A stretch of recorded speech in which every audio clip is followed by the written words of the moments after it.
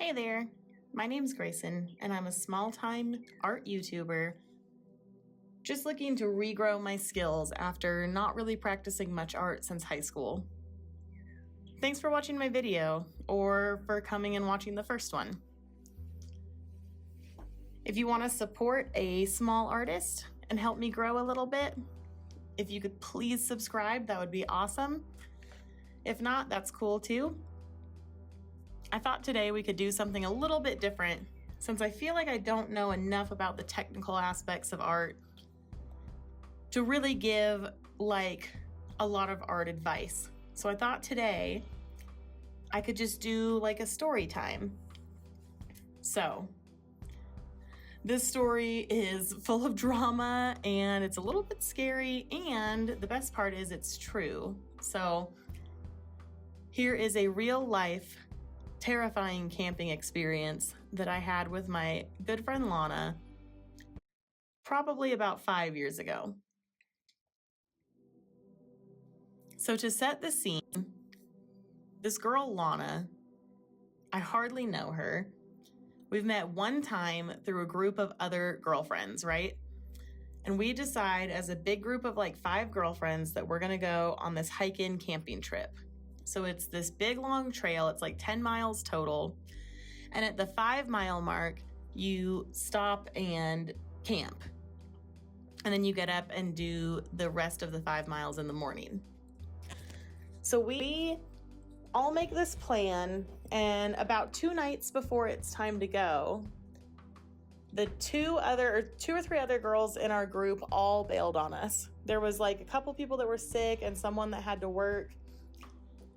Anyway, it comes down to just me and this girl, Lana.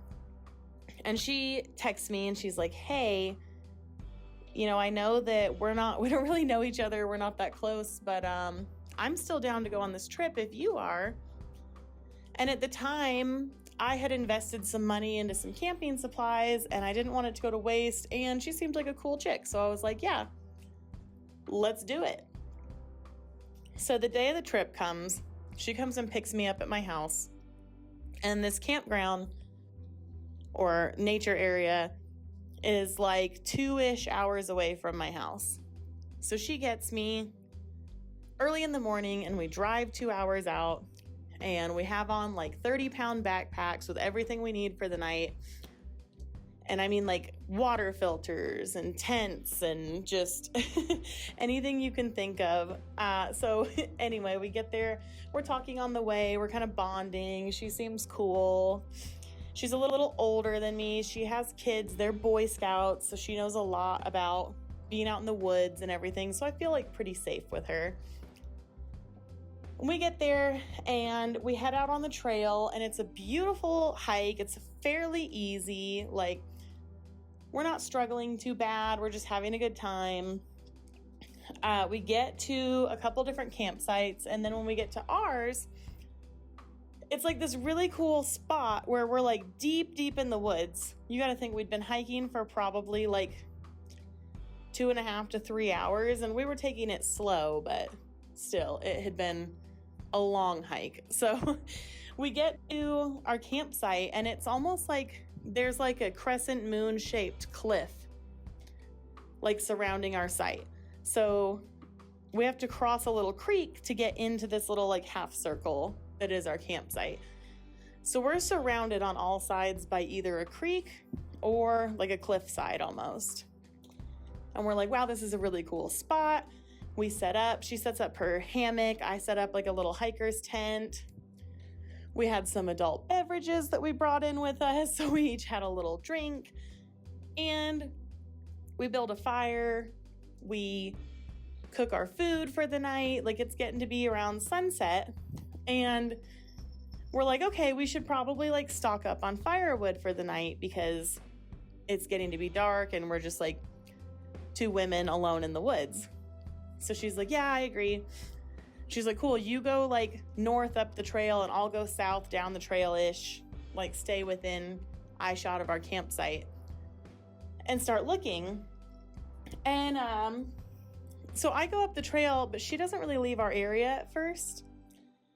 And I hear her yell for me. She's like, oh my gosh, come here, quick. And I turn around and I see that she's at like the very back part of our campsite, like up against the cliffside almost. And I'm like, okay, like what's going on? And it's like quite a little, like, I don't know, probably like 150 feet from my tent. So I come out there and I'm like, okay, what's going on? And she shows me where someone had buried, like under a bunch of brush and sticks and like a small layer of dirt, like several pairs of women's underwear in like different colors and styles. And I think there was like a bra too. And I was like, okay, that's terrifying. That's like some serial killer stuff. Like, what the heck? And so we're both like really freaked out. And I decide like, okay, we can't just do nothing about this. Like, we weren't scared enough not to stay, but we were scared enough that I was like, okay, let's call the sheriff's department or the rangers for the park and let them know what's going on. So we call the sheriff's department and we can't get through to anybody. Like, they're just kind of like, when we could get a cell phone signal, because we're deep in the woods, we like would get through where they were transferring us around and then the call would drop. So we were like, okay, well, we'll just report it first thing in the morning. We should still try to get in touch with the rangers. So we call the rangers and they're just like off duty for the night. And it just goes to voicemail and says like, call back in the morning. So we were like, great. Now I have this like anxiety that like, okay, like we can't get in touch with anyone in case of an emergency for real though. Like, this wasn't necessarily an emergency, but what happens if there was one? What if one of us got bit by a snake, you know? Like, what do we do? So anyway, so we end up just starting to relax a little bit after that. We sit around the fire. We collected up all of our wood and everything and set up our water filters. We start laughing. We're having a good time. Everything's fine. Well, as soon as night falls and it's like real dark, we're like, okay, let's go ahead and go to bed because the woods get kind of scary at night and we're deep in the woods. We were both still like a little bit on edge from what had happened earlier. So we're like, okay, let's go to sleep. So I climb in my tent. She gets in her hammock. And as I'm like going to zip up my tent, I hear footsteps like running through the brush at us. And I come flying out of my tent like, what the heck was that? And she's like, I don't know, but I heard it too. Immediately like get the fire going again because I know I'm not going to sleep anytime soon and we need light. Because we were stupid and we only brought like really small flashlights from like Walmart with us. So we're like shining these flashlights around trying to see what it is, but we can't see anything. But whatever it is, it keeps running up to like the edge of where our lights go. Like just out of sight. And then like retreating. And then it occurred to me that whatever this thing was, it couldn't have come out of the woods because we're in this like little cliffside area. Like, we're trapped in here. We would have heard it cross the little creek or we would have heard it come down the hill. So what in the world was this? And it kept happening and it started to sound like there was just like multiples of whatever this thing was all around us.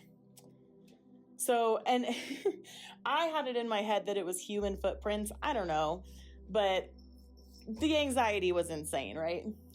So we finally decide like, okay, we're calling the sheriff's department because in case it's whoever buried these underwear out here, I at least want someone to know where I am, you know, like, and so we called them and we told them like, hey, look, this isn't necessarily an emergency and like, we're good to stay out here tonight. But if somebody like can ping our phones or something and just recognize where we are, you know, we both watched true crime, didn't want to be involved. So we tell them and we were like, oh, and by the way, we found this stash of underwear. And they were like, okay, hold on, pause. What did you just say to me? And we're like, yeah, we found these underwear. And the cop is like, okay, hold on. And he transfers us to someone else and we have to tell the whole story again.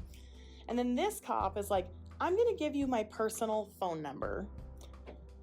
Please text me a picture of the underwear.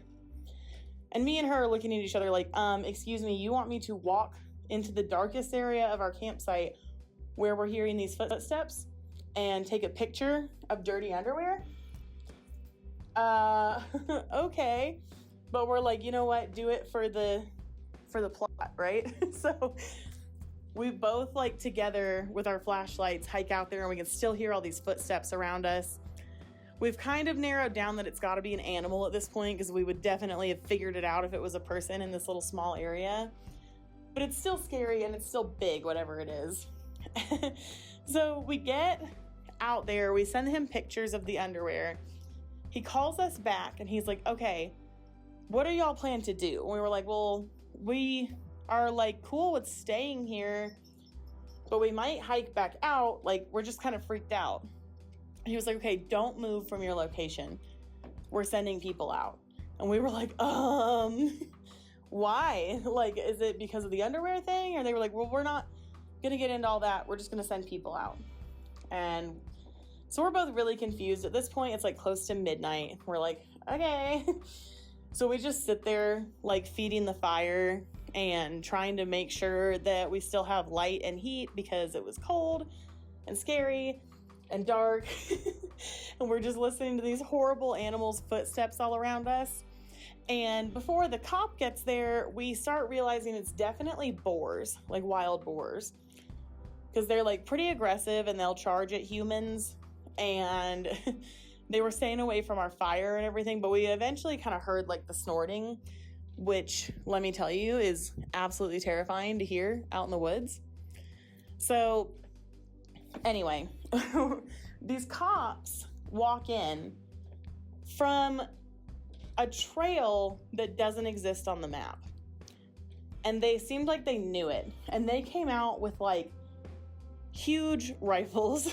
Like, they told us that they thought that we were setting them up, but that they still had to send people out here. Because they were like, why else would, like, two women just be in the woods alone asking for help? Like, what the heck is going on here? We were like, no, we're not setting you up. We just, you know, genuinely found this. And so they had us walk them over to where we found the underwear. They took a few pictures. They sat and talked to us for a while. They were both really, really nice guys. They were around our age. And we were like, okay, well, like, I think we're going to hike out of here, because we're both really freaked out at this point. Is, you know, like, what trail did you guys take? Can we follow you? Could you take us back to our car? And they were like, no. I'm like, wait, what? Like, y'all are the cops. You're supposed to help us. And they're like, yeah, no, we can't walk you back out because we're on motorcycles and they're parked on the side of the road, and we can't put you on the back of our motorcycles. And we're just kind of like, so, like, why did they send these guys out here if they're on motorcycles? They weren't going to arrest anyone, clearly. So now I'm, like, really confused and disturbed, and I just want to go home. We haven't slept. We'd already hiked 5 miles that day. And now I know we're about to hike 5 more miles. And so we're, like, at the midway point of this trail. The cops take back off down their little secret pathway. Considered following them, but I didn't want to get lost in the woods. So my friend is like, all right, well, look, they know relatively where we are and everything, so we should just take the risk and hike out. Because worst comes to worst, if we go missing, they know we're supposed to come out in the morning. Someone will come find us. And I'm like, okay. But I was like, well, we already hiked the trail once on the way in. We'll just turn around and hike back. And she was like, well, what's the fun in that? Let's take the part of the trail, the second half that we haven't seen yet. And I was like, that's stupid, because it's now like 2:00 in the morning after all the fiasco with the cops. And I don't want to hike some unknown trail at 2 a.m. for 5 miles. And she's like, well, I say we do it. I didn't even want to hike out. You did, because she wanted to stay the night and was less scared than me. And I was like, fine, compromise. I just want to get out of here. It can't be that much harder than the hike we just did. Wrong. So we start hiking, and we get like 20 minutes in, and then we have to start hiking in this little like squeeze between these two little like mini cliffs, almost like a small canyon, which is absolutely horrifying in the middle of the night. And there's like creatures up on the land above us, including boars that we kept spooking that would like squeal and run away, which is horrifying. But then we had to keep crossing like thigh-deep creeks and then trying to find the trail markers, which were really, really poorly marked on the other side of the creek. And sometimes they were like a few feet down, where like you didn't want to go just straight across. You're supposed to go like diagonal. And we got lost a couple times and got off trail. And I was hyperventilating because I thought we were going to be lost in the woods forever. But eventually we got it together and we made it out to a main road. And I was like, okay, where are we at now? We couldn't get phone signal. So she was like, I know where it spit us out. We have to go like, I don't remember which direction, but let's say north. So we turn and we start heading north, and we just walk up like the side of like an empty highway basically until we see the parking lot. And we were like 3 layers of parking lot deep into this state park. So then we have to walk through like all these parking lots in the dark. And there's like random people like getting there for the morning because it's like 6 a.m. now and the sun's starting to come up before we finally find our car. And then we have to make the long drive, 2 hours all the way back home. And by the time I got to my house, I thought that I was going to fall out. I did not think I was going to make it. But we did make it home safely, and we never heard anything else about what the heck was the deal with the underwear or the secret pathway that the cops took to find us. But I know that to this day, my friend still talks to one of the cops on Snapchat. So, yeah, that's my story, and I'm sticking to it. I hope you guys found this one entertaining, and if you have any questions, leave them in the comments. And I think I want to do some more of these because I have a couple other interesting life stories that would be fun to share while you watch me paint. Love y'all. See you next time. Bye.